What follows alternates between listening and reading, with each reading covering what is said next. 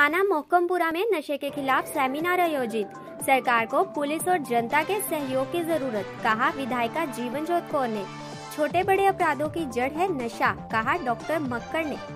नशे के दुष्प्रभावों से लोगों को बचाने के लिए प्रशासन द्वारा लगातार विभिन्न थानों में सेमिनार करवाए जा रहे हैं। इसी कड़ी में थाना मोहकमपुरा पुलिस द्वारा एक सेमिनार विधायिका जीवनजोत कौर के नेतृत्व में करवाया गया, जिसमें प्रसिद्ध मनोचिकित्सक डॉक्टर हरजोत सिंह मक्कड़ विशेष तौर पर शामिल हुए। इस अवसर पर बोलते हुए विधायिका जीवनजोत कौर ने कहा कि नशे की दलदल में एक बार जो भी फंस जाता है वह इसका आदी हो जाता है। नशे के चंगुल से निकल पाना उसके लिए असंभव हो जाता है। नशा करने वाला इंसान अपना जीवन तो खराब करता ही है, साथ में परिवार को भी बर्बादी की ओर धकेल देता है। इसी के साथ उन्होंने कहा कि नशा अपराध को जन्म दे रहा है। उन्होंने कहा कि पंजाब सरकार नशा पीड़ितों को इस गर्त से निकालने के लिए प्रभावी ढंग से काम कर रही है और इसके लिए सरकार को पुलिस और जनता के सहयोग की जरूरत है।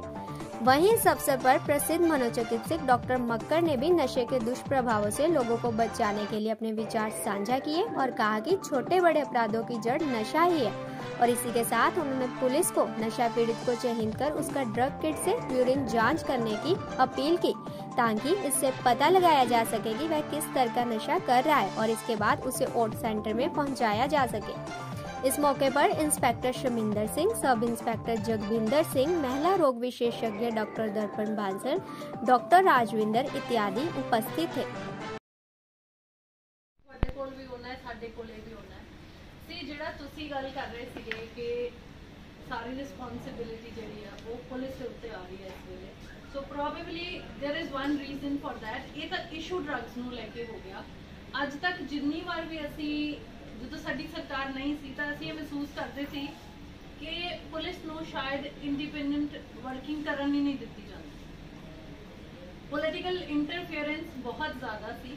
सो वो ठीक है कि ड्रग्स का केस जिहड़ा है, क्योंकि वो पंजाब का अहम मुद्दा आ और साडा जिहड़ा असीं इलैक्शन लड़िया उहदे विच सब तो पहला अनएम्प्लॉयमेंट और उहदे विच क्योंकि पुलिस का कोई डायरैक्ट लिंक नहीं आएगा शायद, तो एक ड्रग्स ये इशू सीगा जिहड़ा साडा अहम मुद्दा सी और उहदे विच असीं ये समझिया कि शायद किते ना किते एक रीजन सी कि पुलिस नूं इंडिपेंडेंटली वर्किंग नहीं कीती देण दित्ती जांदी, क्योंकि सानू मैं इस फील्ड विच पहला भी काम करती रही हाँ और ये असीं भी देखते सी कि अगर किसी नूं पकड़िया है या पुलिस कोई एक्शन लेना चाहती भी है तो किसी ना किसी लीडर का फोन चलिया जाता सी।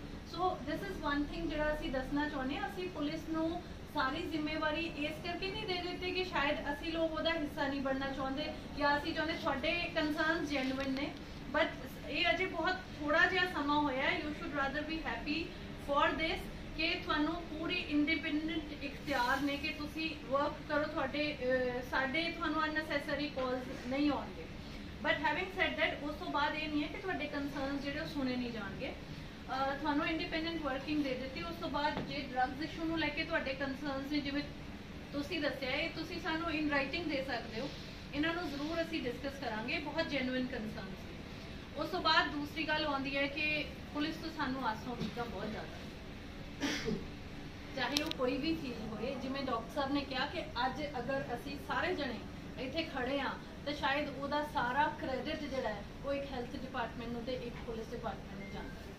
सो तुसी अपनी जिम्मेवारी पहला भी चंगी तरह निभा रहे थे, पर शायद किते ना किते कोई कम्यूनिकेशन गैप्स जरूर रहिंदे ने जिहदे नाल असलीयत जिहड़ी है वो असलीयत के तौर पर सामने नहीं आती, परसैप्शन कुछ होर बन के चला जाता है। पर मेरे ख्याल हुण बहुत अच्छा है कि तुहाडे कोल भी सारे कोल चांस है कि जो एक परसैप्शन बनाया उन्होंने चेंज कर लिया।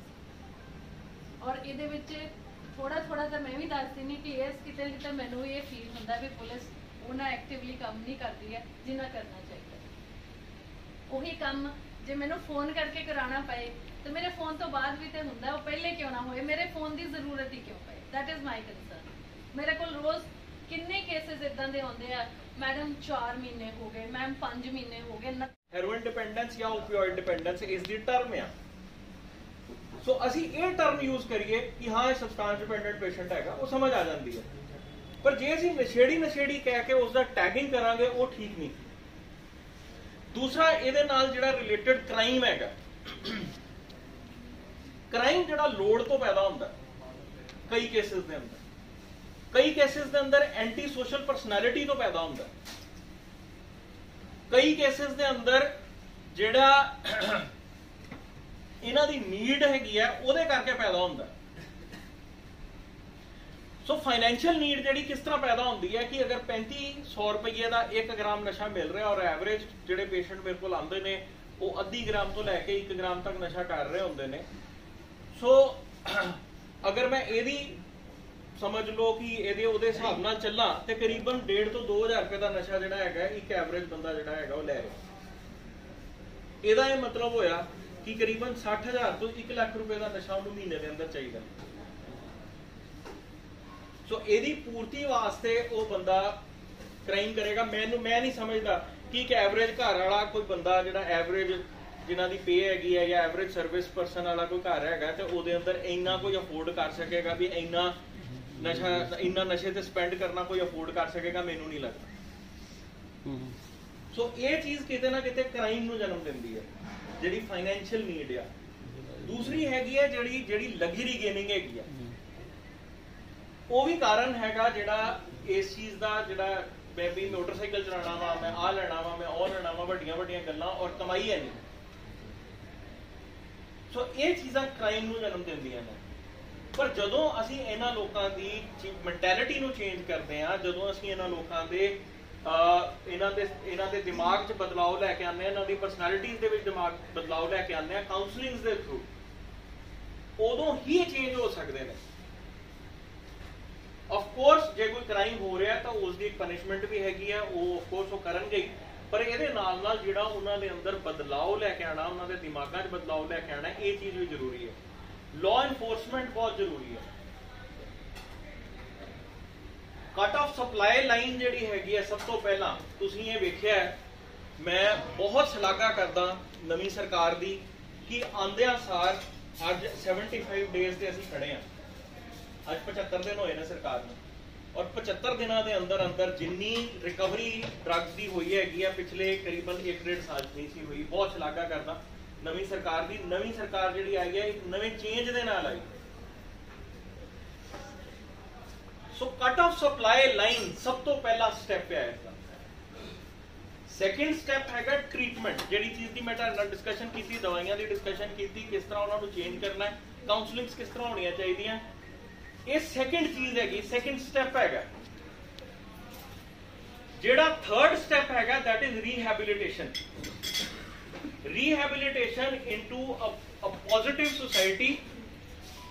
ਔਰ ਇਹ ਬਦਲਾਅ ਜਿਹੜਾ ਲਿਆ ਕੇ ਇਹਨਾਂ ਦੇ ਸੁਭਾਵਾਂ ਦੇ ਅੰਦਰ ਔਰ ਇਹਨਾਂ ਦੀਆਂ ਪਰਸਨੈਲਿਟੀਜ਼ ਦੇ ਅੰਦਰ, ਇਹ ਜਿਹੜਾ ਚੇਂਜ ਲਿਆ ਕੇ ਇਹਨਾਂ ਨੂੰ ਅਸੀਂ ਦੁਬਾਰਾ ਮੁੜ ਵਸੇਬਾ ਕਰਨਾ ਹੈਗਾ ਸੁਸਾਇਟੀ ਦੇ ਅੰਦਰ, ਇਹਨਾਂ ਨੂੰ ਦੁਬਾਰਾ ਵਸਾਉਣਾ ਸੁਸਾਇਟੀ ਦੇ ਅੰਦਰ, ਇਹਨਾਂ ਨੂੰ ਰੀਹੈਬਿਲਿਟੇਟ ਕਰਨਾ ਹੈ। ਸੋ ਇਹ 3 ਸਟੈਪਸ ਨੇ ਜਿਹੜੇ ਕਿ ਟ੍ਰੀਟਮੈਂਟ ਦੇ ਔਰ ਰੀਹੈਬਿਲਿਟੇਸ਼ਨ ਦੇ ਬਹੁਤ ਜ਼ਰੂਰੀ ਸਟੈਪਸ ਨੇ, ਔਰ ਇਹਨਾਂ ਨੂੰ ਅਸੀਂ ਧਿਆਨ ਦੇ ਨਾਲ ਰੱਖਦਿਆਂ ਹੋਇਆਂ ਇਹਦੇ ਅੰਦਰ ਜੋ ਪੁਲਿਸ ਡਿਪਾਰਟਮੈਂਟ ਦੀ ਕੰਟਰੀਬਿਊਸ਼ਨ ਆ ਉਸ ਚੀਜ਼ ਨੂੰ ਅਸੀਂ ਇੰਪਰੂਵ ਕਰਾਂਗੇ। ਔਰ ਮੈਂ ਆਸ ਕਰਦਾ ਕਿ ਅੱਜ ਦਾ ਲੈਕਚਰ ਸਾਰਿਆਂ ਵਾਸਤੇ ਬੜਾ ਫਰੂਟਫੁਲ ਹੋਏਗਾ।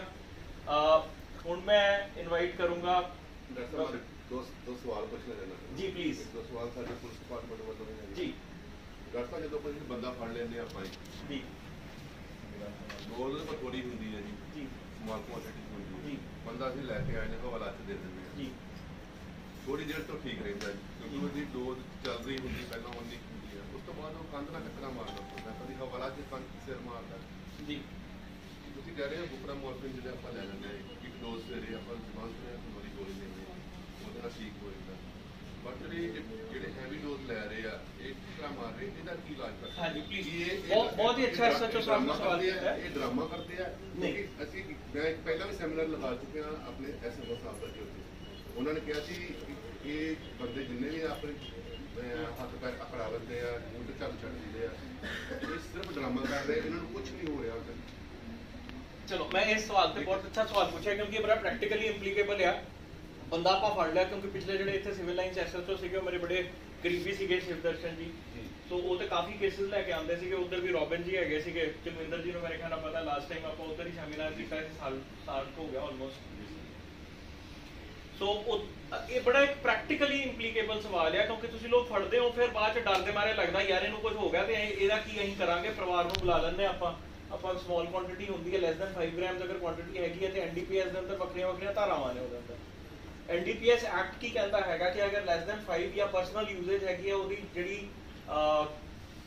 सजा हैगी है वो काफी घट है अवेलेबल है नाले और 5 ग्राम्स तो ऊपर ਜਿਹੜੀ ਹੈਗੀ ਹੈ अवेलेबल 5 ग्राम्स तो नीचे अवेलेबल होती है 5 ग्राम्स तो ऊपर नॉन पेमेंट ਅਸੀਂ ਨਹੀਂ ਲੈ ਸਕਦੇ